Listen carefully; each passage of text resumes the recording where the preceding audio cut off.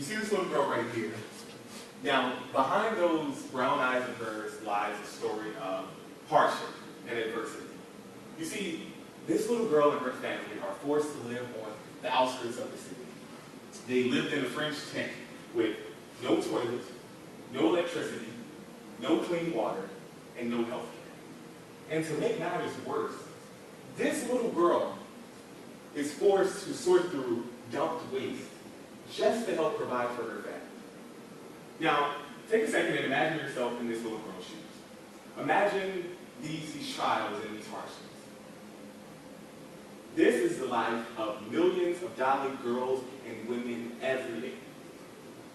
Most of them are uneducated and unemployed, and that means they're economically disadvantaged. And because they are females, they are likely to be sexually preyed upon by men. Now, the root of the problem following Dalit people as a whole, and particularly Dalit women, lies in the caste system. Now, the caste system is a 2,000-plus-year-old social order of Indian society. And as you can see here in the pyramid, there are 4 main sections. And what's interesting to note is the bottom row right here, and it reads, untouchables / outcasts / doubters. These untouchables are the 250 million Dalit people who are deemed polluted. And as a matter of fact, upper caste members sweep the ground in which the Dalit people walk on because they are deemed polluted and they want to get rid of their germs. Dalit people are not allowed to visit the same tea shops and drink from the same cups as upper caste members, or wear shoes in the presence of upper caste members, or even worship in the same temples as them, or use the same public water sources. And what's even more pressing among the caste system, and particularly the Dalit people, is that Dalit women face even greater discrimination than Dalit men. Dalit women face triple discrimination: caste, class, and gender discrimination. Because they are mostly uneducated and at an economic disadvantage, they can't find a respectable job and earn a decent living. And again, because they are females, they are sexually abused and misused by men. Now, jobs are most likely to go to Dalit men simply because they are men. And this leaves Dalit women with 2 options. One is that they work in the agriculture field, which is known to provide minimum wages. The other is to do some of the most degrading and dehumanizing tasks. An example of such work is manual scavenging. Now, manual scavenging is a sophisticated term for taking human waste from sewers and from toilets and putting them in buckets or baskets and carrying them on top of them. Yes, ladies and gentlemen, I said human waste. A shocking 1.3 million women are subjected to this filthy and defiling task. Dalit women deserve more respectable jobs. The problem is they're not educated, which means they are not qualified and are not good competitors for such jobs. The bottom line is this: if you're in the upper caste system and you are a male, you are likely to have a respectable job. And it's obvious that women don't fit the description, therefore they don't get these jobs and they are doomed economically because of it. Now, on the other hand, it is widely known that India is a hierarchical society. From birth, women are held back from education and from success, which is why it's no surprise that there is so much sexual abuse and violence happening towards women. An example of such degrading tasks is when Dalit women try to obtain clean water. Water is scarce. Clean water is scarce, and Dalit women risk their lives to get clean water for them and for their families. And when they try to access public water sources, the ones that they are allowed to use, upper caste members force them to literally beg for water. And after they're done begging for water, they're forced to clean the hand pump and get rid of their germs.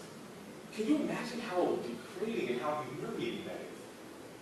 And again, I would say that education would help solve this problem of knowing their rights so they wouldn't be defiled of their rights, but there's a high dropout rate among young women simply because they are ostracized by their teachers and by their peers, and they are sexually harassed in school, which not only makes them feel unwelcome, but also makes them feel unsafe.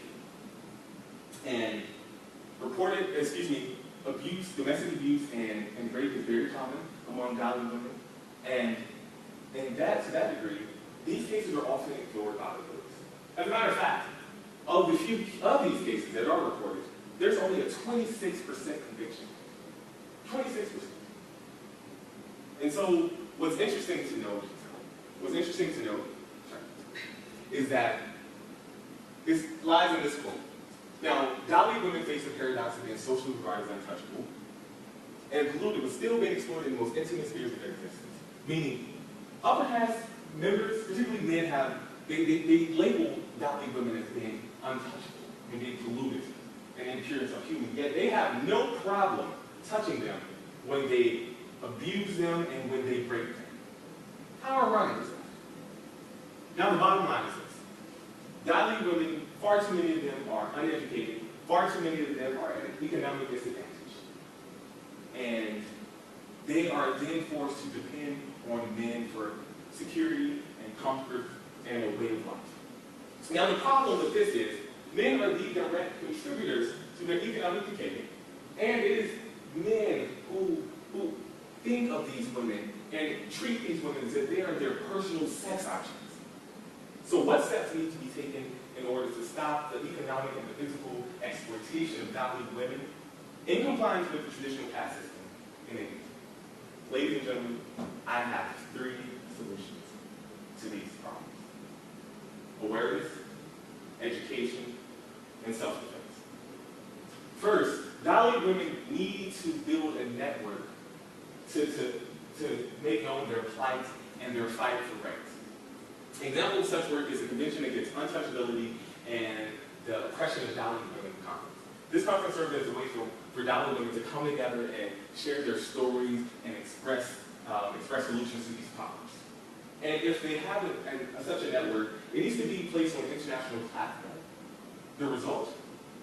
The world would put pressure on the Indian government to let these human rights be exercised, and that way, Dalit women will be economically and socially, there will be economic and social equality among Dalit women in India.